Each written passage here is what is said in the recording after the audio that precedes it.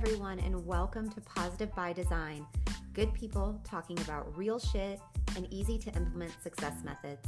Hosted by Social Jane Media, brought to you by yours truly, Sarah Glenn. I am the creator and CEO of Social Jane Media, a certified social media marketing expert and the branding specialist that many entrepreneurs turn to. If you're looking for inspiration from other entrepreneurs and high-vibing humans, you're in the right place. So settle in, get comfy, and let's get started. In today's episode, we're talking to Jackie Fleischmann. Jackie is a wealth builder who has found financial freedom at 50 and shares savings and investment insights to educate and inspire. Jackie, I'm so excited to have you here to share your investing do's and don'ts and how the everyday woman can get started. Please tell us a little about yourself. So first of all, thank you for having me, Sarah. I am equally excited to be here, and I'm just excited to speak with you about this topic that I am actually very passionate about, and of course to your audience. So a little bit about me. I never actually thought I would be talking about this. Unlike a lot of people, I grew up in a family that was very privileged, and I think that this is something I came to value at a very young age because my parents valued saving and investing at such a young age. So I feel like, unlike a lot of people, I got a really early education in this. I did my undergrad in Toronto, just typical political science. I got a law degree because I thought that would be a good degree, just a general degree to get. And I spent a little bit of time in law, but actually I ended up early on getting a job in private wealth management, which actually ended up being very fortuitous for the situation that I'm in today.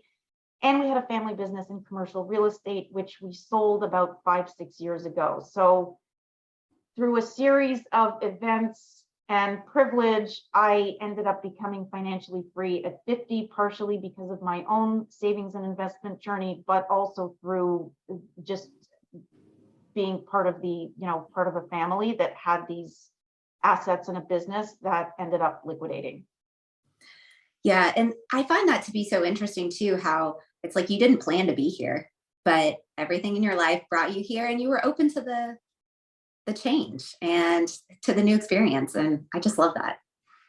It's true. I never thought, I think you and I've joked about this. I mean, I'm so passionate about so many things. I never thought I would be inspiring people about their investment journey, but I find myself absolutely loving this and I'm just rolling with it. So yeah. Well, I'm super, super excited because investing is something that I don't think I'm alone here. And there's a little bit of fear around it and definitely some misunderstanding. And that's why I'm super excited that, for one, we were already connected, right? We were social media besties prior to you stepping into this new journey. And the moment that you expressed that this was sort of the direction you were going to go and pivot with your business, I was so excited for you because it was just aligned. I could see that it was something that you were passionate about. And when you speak about it, it just rolls right off the tongue. I mean, it's second nature for you to speak about investing and savings. And that is so rare to have the everyday woman be able to have this kind of knowledge and turn around and share it with other people in a way that doesn't just completely have people glazed over well, with all the terminology. Right. My goal ultimately is to make it fun. And because you're right, Sarah, this is new for me. So because it is a little new, I'm still feeling my way around making it fun because the information is pretty important to get across. But you're right. My goal ultimately is to approach this in a very lighthearted, fun way because let's face it, finance is boring. It's boring, which I think is why a lot of us avoid it. Yeah, well, I mean, money is just one of those topics that most people do avoid. They don't like talking about money. So let's dive right in and let's get to the really juicy bits because I know everyone is probably ready for the good stuff. So share with us a little bit how you got started with investing. So I remember the first stock I ever bought, it was McDonald's. And I was 16 or 17. So I want to say this was back in like 86, 87. I am old enough that I remember looking up the closing price in the newspaper. Like back then you had to check the stock prices in the newspaper. But I don't know, I forget what the impetus was, but I got it in my head that I was going to save up from this summer job. I think I was working at a retail clothing store. And I saved about maybe $1,800, $2,000, Sarah. I managed to stock that away. And I think in my brain, I wanted to do an experiment. And so my dad kind of gave me some guidelines. He was very good at picking stocks and he was interested in it. And he told me, he said, this is something we're going to put your money in. You're going to pick the stock. I'm going to give you some guidelines, but I ended up picking McDonald's. The guidelines were that it should be a very solid company, well established, what they call a blue chip. It should be, he wanted it to be dividend paying so that the interest, the earnings would compound even more. And he said, we're just going to set it and forget it.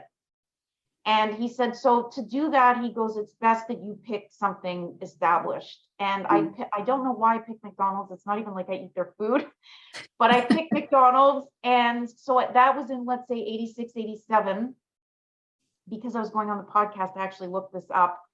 The stock price was like literally $2.65.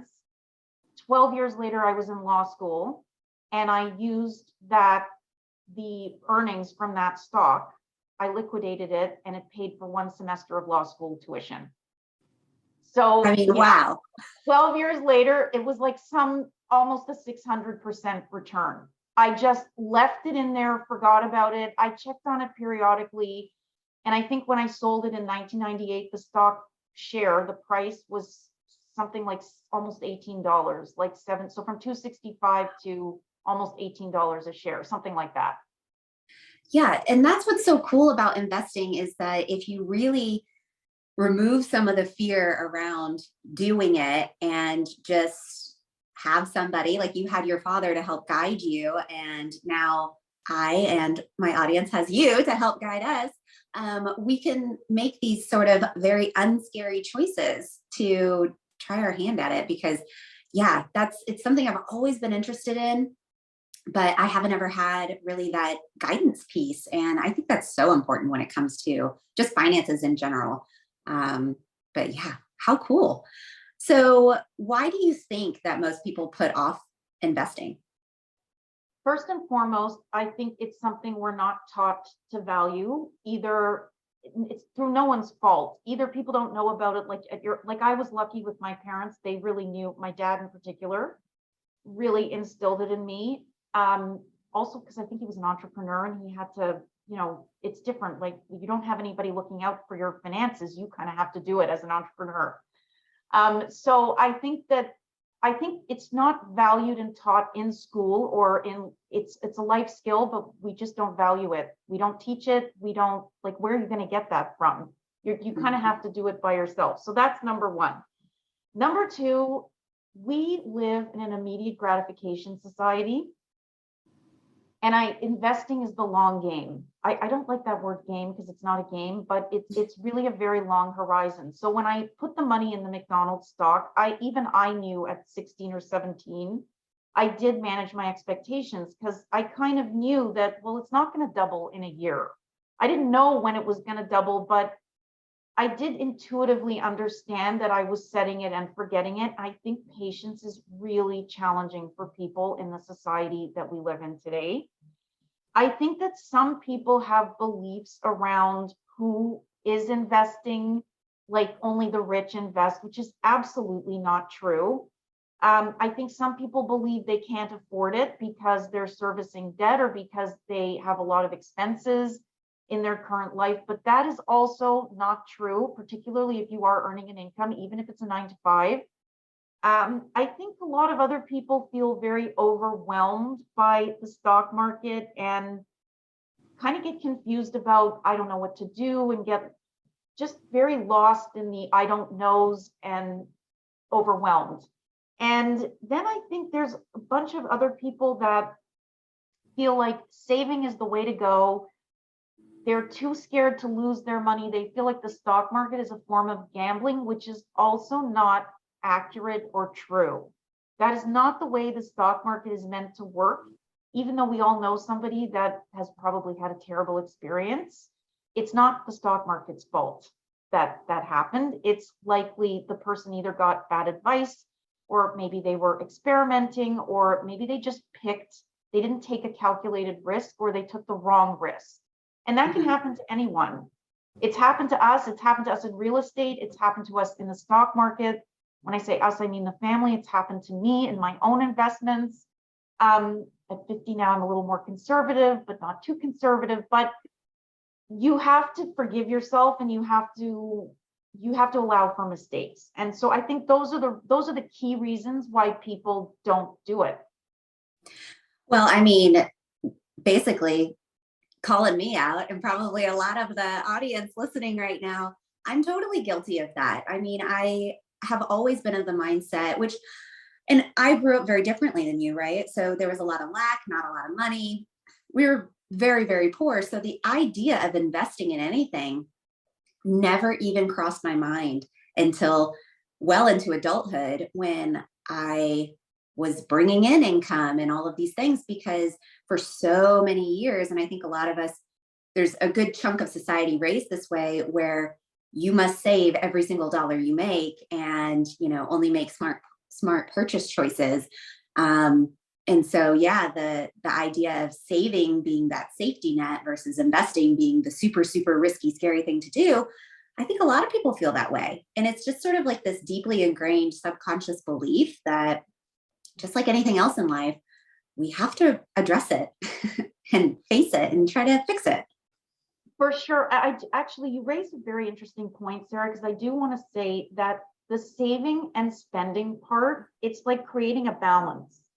The saving and spending part is very important to proper money management. And everybody has a different, risk tolerance, and everybody has a different way that they're going to do it that works for them. But the saving coupled with an investment strategy is the more powerful way to go when you reach adulthood and you're trying to create some wealth for yourself. It's not just about thinking about retirement. It's also setting yourself up for certain financial goals and milestones that you're going to be having in your life.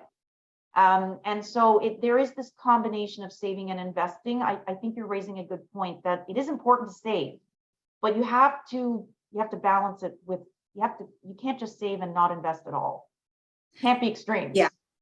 And you just made me think of something that, this is just sort of a random thought, but the idea of investing for somebody who is in a 9-to-5 job, where your salary or your hourly wage is most likely capped based on just parameters that you do not have control over, right?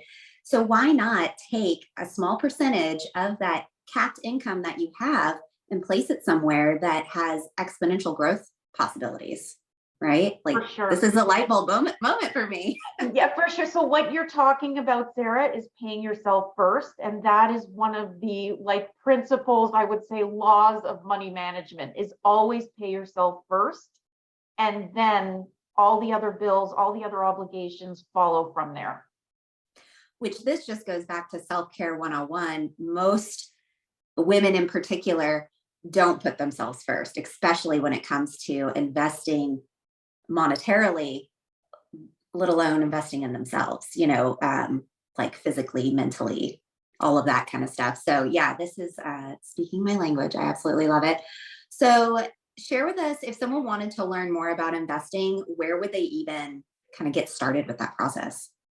There are so many resources today online, but I'm going to give my 3 favorites. So for simple money tips and money management, everything across the board, from saving, investing, budgeting, even vetting different credit cards, anything to do with money, I love NerdWallet. I think it is such a tremendous resource. I read it every week. I love it. I subscribe to it. It's fantastic. That's general money management. But there are a couple resources that are very investing centric that I have been getting to know in the last few years, and I just love them. So one of them is called Seeking Alpha. These are very intensive websites that have, different tools and applications on them. But what I use Seeking Alpha for is a lot of information about things like learning more about how index funds work. Or like sometimes it gives you comparative analysis of the top performing ones and what their fees are. So there's Seeking Alpha, and then there's another one that I love called Value Investors Club. What I love Value Investors Club for is when I'm looking to top up my portfolio, or maybe I want to add something new. I tend to be a blue chip stock, dividend investing stock person, by the way. I love looking at Value Investors Club because it gives me ideas. Like we all hear about, Meta and Google and like Tesla and all these stocks floating around in the ether, but it's very important for people to understand there are a lot of investment opportunities and you have to know where to research and look. And those are that I want to keep it simple. So those are the three that I use regularly. Yeah, I wrote those down because I just think it's so important if you're like me and you're just feeling a little bit swirly and like not sure where to get started. Yeah, why not Google that ish, and like find out some solutions. And thank goodness I have access to you so I can bounce ideas off of you whenever I, see some phrasing or some suggestions that I don't understand. I can reach out. Sorry, there's one other one that I left off, but I'll go ahead and include it. For people who are already invested, I'm sure there are some audience members of yours that are in the market. I also use something called Trading View, which is real-time statistics and like real-time charting of what's happening in the market, but that's for the more advanced, intermediate advanced investor. But it's an option as well. So that brings us to my next question. Is there a difference between trading and investing? Yes, a big, big difference. And I think a lot of people don't understand this. So let's review. Trading is way more speculative in nature. It's definitely higher risk. And the people who make a living day trading or trading options or doing something called covered calls, they are using something called technical analysis to make their calculated risks. They're looking at the charts. They're looking at something called the candlesticks, which are those, I don't know how familiar your audience is with the charts, but there's these green and red, like they look like candlesticks on the charts. Those mean something like volume. They do this analysis with like volume and resistance. They have volume histograms. They have all these different tools that they use. They do something called quantitative analysis. That is actually what my husband does for a living. I do not trade. It is not for me. It's just not something I'm comfortable with. I don't like that kind of risk. Plus, for people who have a life, which I did for many, many years, trading real estate, you have to be like, they don't leave the computer in the day because you have to be constantly monitoring what is going on with that stock. Investing is based more, I pick my stocks completely differently. I look at something called the fundamentals. So I will actually go and look up a company's financial information. What I'm particularly interested in is their cash flow and their debt to equity ratio. I don't want to see, this is where I'm going to lose some of the audience and they're going to glaze over. So we're not going to get into the details of what that is, but those for me those are my key metrics. Some people look at, you'll read a lot of material that say, well, you have to look at the management team. You have to see if they have lawsuits. You could make all the metrics in the world, but my attitude is companies are always going to have lawsuits. Particularly if you're interested in the energy sector or environmental, sustainable sector, like they're always going to have lawsuits. To me, that is not a metric that matters as much as how they're managing their money. And then I look at the stock price, I look at a little bit of history to see like how volatile it is, and then I make my decision. By the way, I don't try to time the market either. There's no such thing as trying to get in at the lowest price and selling at the highest price because it's impossible to do that. Those are the key differences. Yeah, I think I'm with you when it comes to the trading versus investing. Trading is like, if you want a full-time job, investing is like, you know what? I think I want this as a hobby and I want to make some money doing it, but it can be just as powerful, based It's on, very powerful. yeah. The key with investing is you really should, like Warren Buffett, his whole philosophy is buy stocks that are a good value. And that's a whole analysis how you determine whether it's a good value. That can be our next pod. That's a whole Yeah, we'll pod schedule that one. on its in itself. But buy stocks that are good value and basically set it and forget it. That's sort of in very simplistic terms, Sarah. There are additions to that strategy, but in very basic terms, like what I did with McDonald's is very Warren Buffett. I didn't know it at the time, but that's what I did. Yeah. Awesome. So what are some best practices when it comes to investing, and what are some things that people should think about when they're kind of getting there?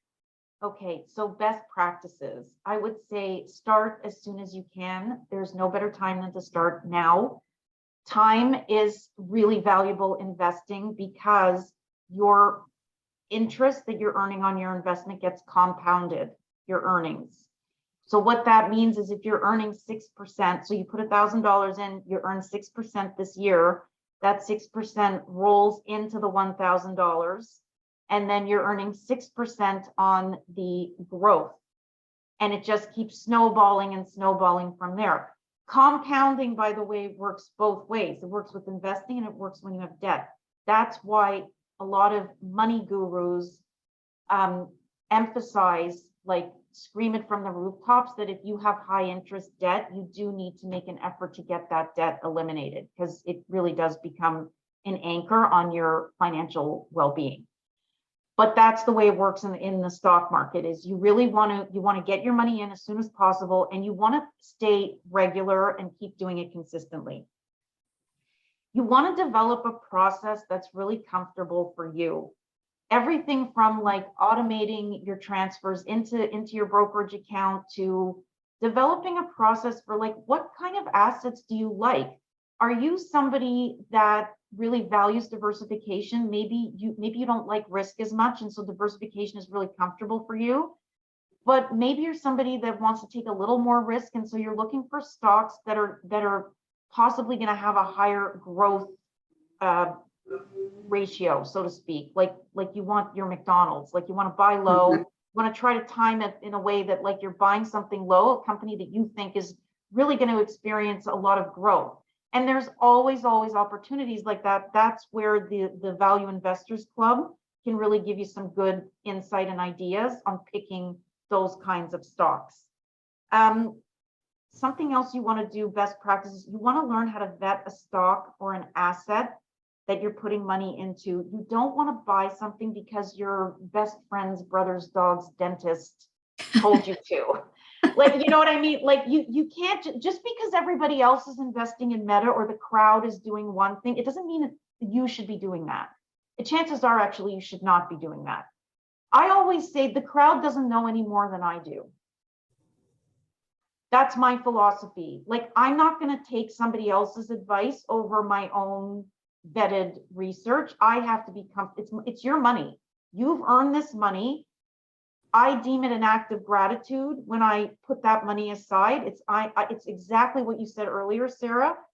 This is a way for me to honor myself, not increase my self-worth, but to honor my self-worth and to do something that is really important for my financial well-being. So I want to make sure that energetically and investment, like financially, I'm putting it in something that feels aligned and good to me.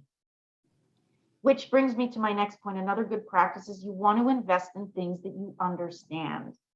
I do not understand crypto. I don't believe in it. I don't understand it. I will not invest in it. I just don't understand it enough. I don't understand the function that it's going to play in society at this point in time. It doesn't excite me. My money's not going in there. An investment property, totally can get behind that. A blue chip stock, love it. Even some kinds of fixed income assets, like I can see the value in that. If I don't understand it, my money's not going in there, and there's no shame in not understanding something. I think a lot of people get hung up on the fact that, they should understand it and they don't. Well, it's not meant for everyone. And then I think something else So two other key things is you have to really learn how to set your expectations because it's a waiting game. There's going to be, the market is very volatile. I don't think that that's going anywhere. It's been volatile for a long time. And from what I understand from people who do trade on like daily, like my husband, the volatility is insane. And I don't think that's going anywhere. And that does impact on a daily basis, that impacts your stock price. So some days your portfolio is going to be down, some days it's going to be up, but you can't, when you're investing, it's not the day to day, it's really the long view, it's year to year. You're just not going to see that the growth that like you're dreaming about for a few years. I mean, unless you pick a stock that is just, unless you get somewhat lucky. Yeah, well, we all get a little lucky. So like, you know, yeah. So I mean, to me, it's not realistic. You can't go in thinking like that. You have to set your expectations and trust in your strategy. Trust your process, trust your strategy, because if it feels good for you, it's going to work. You know, and there's nothing to say you can't rebalance your portfolio, which is a good thing to do. If you're really seeing a stock not working, then it's a question of, well, you have to look to see what's going on with the company because it might rebound. You never know. Like that's where you got to make these calculated decisions. But I'm somebody, I don't bow out when the stock is just because the stock is down. I stay the course, and that's something that a lot of younger rookie investors don't do. When the market has a drop or a downturn, a lot of earlier, younger investors, I don't mean by age, I mean by experience level, they panic and they sell. That is incorrect. That's the knee-jerk reaction, but it's not correct. You have to weather it because it's going to come back, it's going to rebound, and you don't want to miss the gains on the rebound. So those are my best practices. Yeah, and really, it kind of sounds like at the heart of all of it is you really have to trust your own decision making, which is hard for a lot of us to do, but really trusting your own decisions and knowing that, like you said, it's okay not to know everything, but what you do know, trust that, move forward with it, and like expand your knowledge on it. Like that's the best you can do. And that's all we do in life in general is the best we can do. Yes, exactly. Yeah. Exactly. It's like, you know, you're going to have to devote, especially in the beginning, you're going to have to devote time to this to get up to speed and learn what you need to know. But it's like anything else. And this is your financial well-being. Like, I think part of the challenge is like you're putting money away for a tomorrow that's just not visible to you yet. But there's going to come a day where you're not in your 20s or 30s anymore, and life can change in an instant. You also have to think of it like you're doing something for yourself for the unseen risks that you just don't know if those are going to pop up in life. And so that's another way to look at it, as that's the way I, you know, in my own personal portfolio, I don't do a lot of diversification. I like doing something else. I just keep buying these blue chip and dividend paying stocks. And then I do something called dual momentum investing, which is, we'll get to that in another podcast. But in the family portfolio that is much larger and is based on wealth preservation, there is a ton of diversification in there, but I don't do it in my own personal portfolio because I want to grow more. I'm young enough, I want to grow. There's no one formula fits all.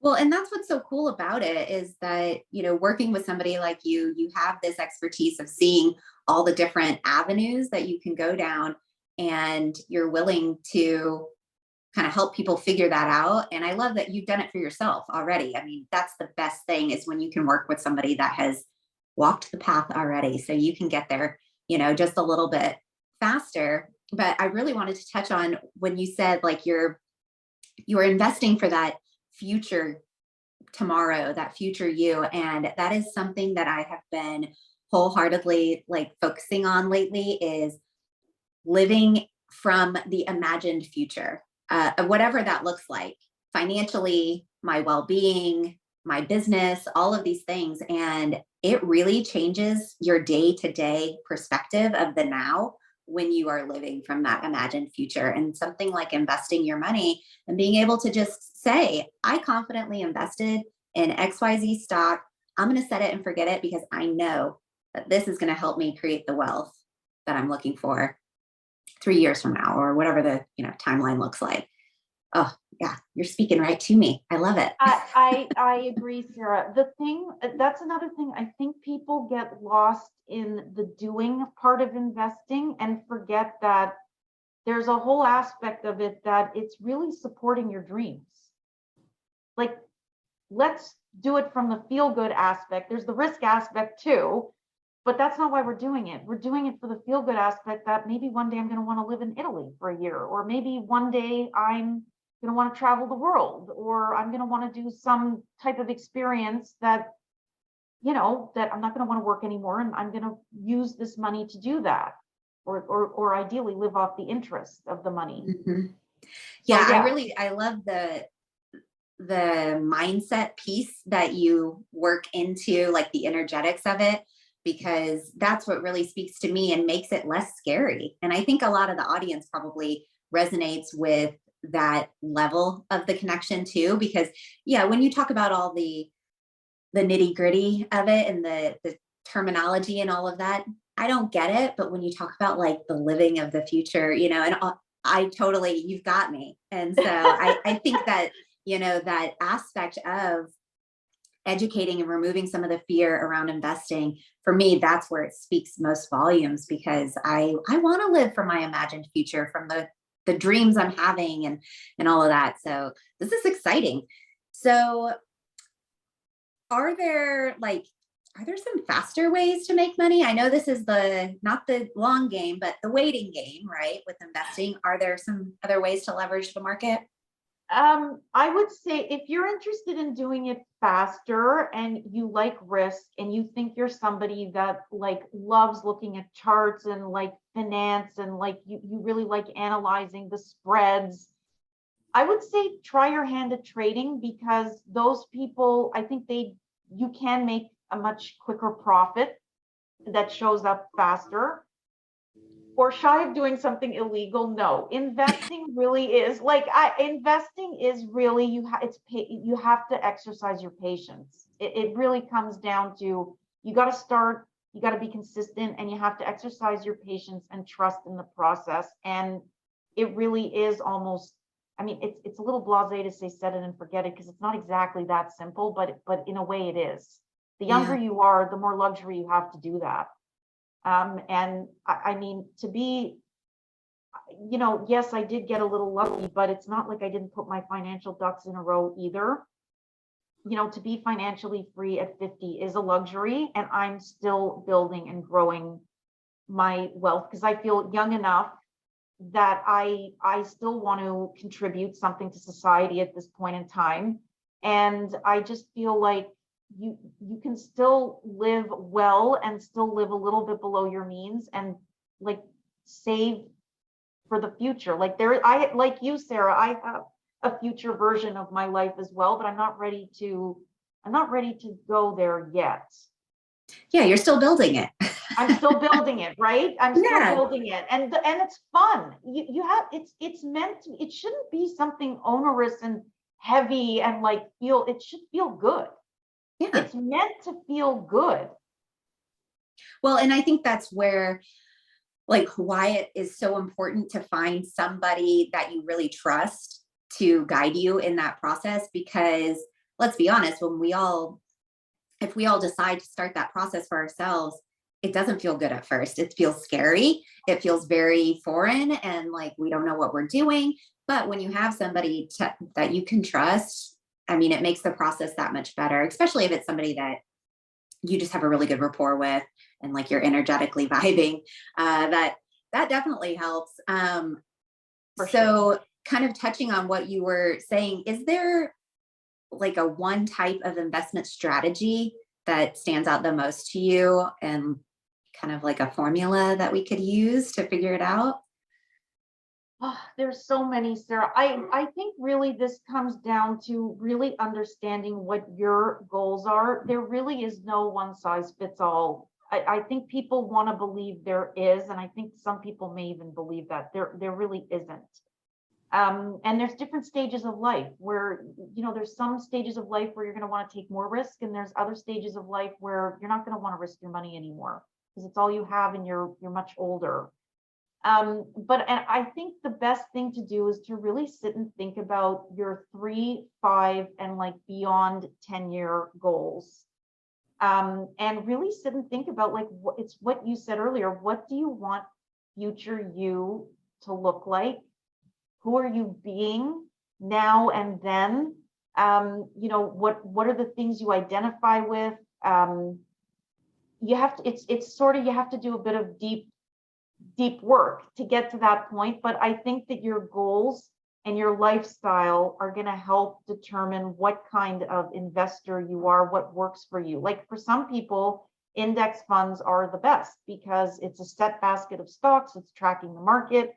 You can set it and forget it. They get so much growth per year. Most of them, that's not to say they don't go up and down either, but you can earn a pretty good return. I know people that just do index funds and they just keep adding new ones to the basket every year. And then I know some people that are more diversified. When you have wealth, you tend to focus more on capital preservation. So you want it to grow, but that's not your main goal is to keep what you have intact and to live off the interest. But when you're like us and you're in the growth phase, you're probably going to want to take more risk. So it's really about playing around with it. I start small so that you can figure out what stocks you like, what asset types you like. Give yourself some space to experiment a little bit. There is no one size fits all. Well, just as in everything in life, right? And I love that we're having this conversation because it's really expanding my mind to better understand that investing is exactly like getting healthy. It's exactly like being an entrepreneur and growing a business. You have to kind of pull back and, like you said, trust the process. Start small, easy wins that you can get, like a quick win, something that you can do again and again so it becomes sustainable for you. I mean, it's just like I said, investing is like getting healthy. You're not going to step on the scale every single day. The number's not going to change every day. You got to give it some time. Be intentional about the efforts you're making on a daily basis, the foods you're eating, how much water you're drinking. Then the results will follow. This is the exact same thing. Yeah, be your intentional with comfort the effort. level. Yeah, it's true. Your comfort level, the more you do it, you have to start. And then as you get acclimated and the more you do it, your confidence and your comfort level will come into line, and it'll just be like riding a bike. Like you just have to start. That's the key. Is you have to start. Yeah. Well, okay. So talking about, let's just get started. So if someone has a lot of fear around losing their money and believes that saving is a better option, what would you say to them to encourage them to kind of like move past that limiting belief?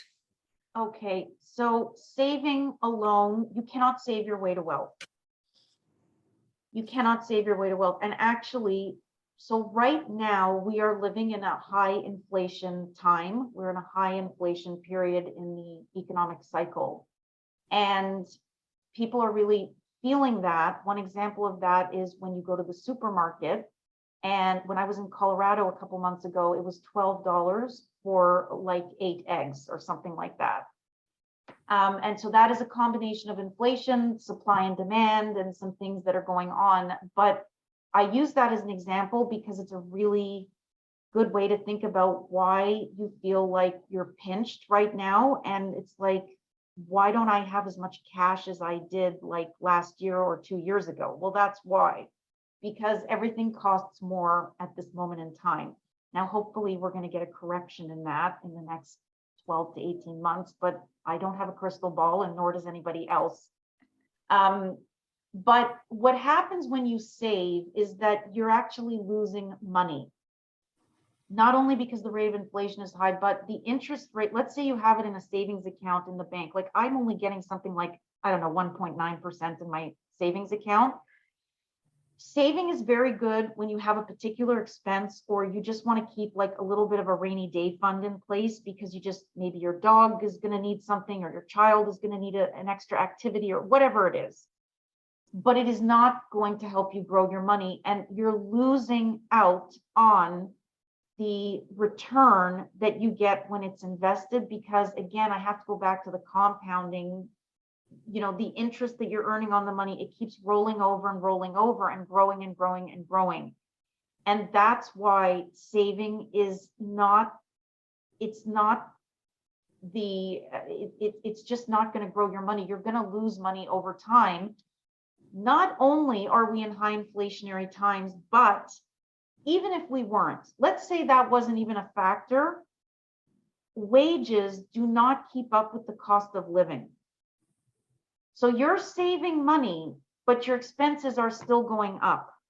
Your cost of living is still going up. Again, your money isn't helping you. Your money isn't doing anything for you. It's really important. Get that rainy day fund in place. That is very important to have your cushion for, unanticipated things that come up. But once you get that in place, it's really important to start using your overflow and get it into the stock market and start investing so you can start growing and building your wealth. Man, that's such a good point. Like as kind of what we touched on earlier, that you've got this cap, a salary cap, an hourly cap, whatever it is. I mean, and that's just, it does not keep up with the cost of living. As much as the city and state governments, do these tiny little increases of minimum wage every couple years or so, it just doesn't match a $12 carton of eggs. Like it, no, it doesn't match. And I just want to leave everyone with maybe sort of a final thought on investing is an equalizer. It really is something. If you have a job where you're earning money, I'm not saying things aren't hard. I am not saying that at all. I get it. Things are hard for a lot of families right now, but it's not, you can't think about it that way. You have to just get over that. If you are earning money, there's always a way to put something aside for investment. And that the key is, that's the equalizer. That's the way that you're going to build and grow your money, particularly if you do feel like your options for whatever reason at this time in your life are the 9 to 5 or you're capped for whatever reason. There's always different reasons people have. The reasons are less important. What your situation is less important than how you're handling it and who you're being at this moment in time, because you can choose that. You can choose how to manage your life regardless of what your circumstances are, particularly when we live in cushy North America. Boom, right there. I mean, come on, that's that's everything. You can choose your reality. You can choose how you respond to any circumstance, and that's anything in life, and money especially. And this is such a fantastic topic because you're giving people the tools to change their reality. Now it's up to them to make the choice. That is the goal.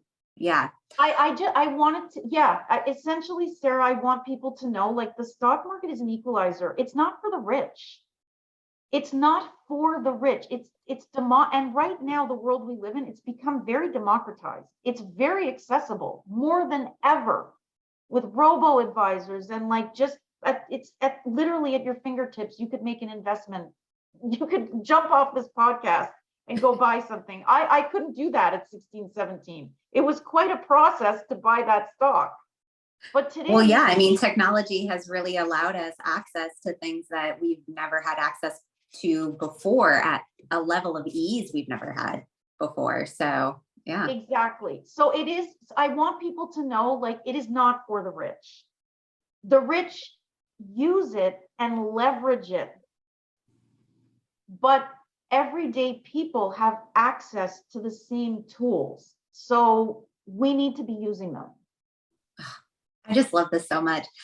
Thank you so much for jumping on, Jackie, and sharing with my audience. This is gold. You guys, please rate and review and let us know what you thought about this episode, because it was just like she brought all the heat.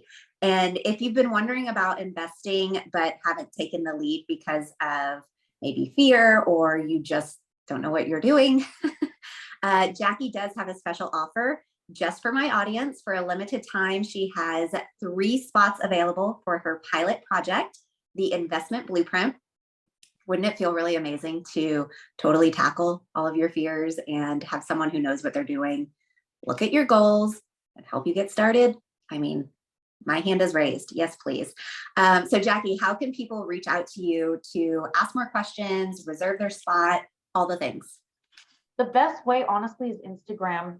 I'm most active on Instagram. I am on Facebook, but send me a DM on Instagram. My profile is social networking at social networking, soul with the underscore networking. Sarah will put it in the show I'll notes. put it in the show notes so you guys can get to it. Yeah, I'm on Instagram a fair amount. I'm very responsive. If you have any follow-up questions from this podcast too, feel free to ask, because my goal is to get you started investing.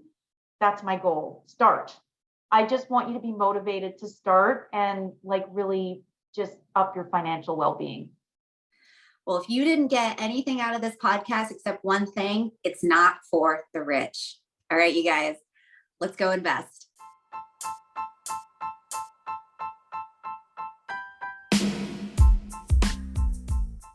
Positive by Design is brought to you by Sarah Glenn, CEO of Social Jane Media, the branding and business coaching agency that teaches you how to discover your authentic brand, lead with value, and build the business you desire. If you're ready for more, head over to the Social Jane community. Link is in the show notes. I'll see you inside.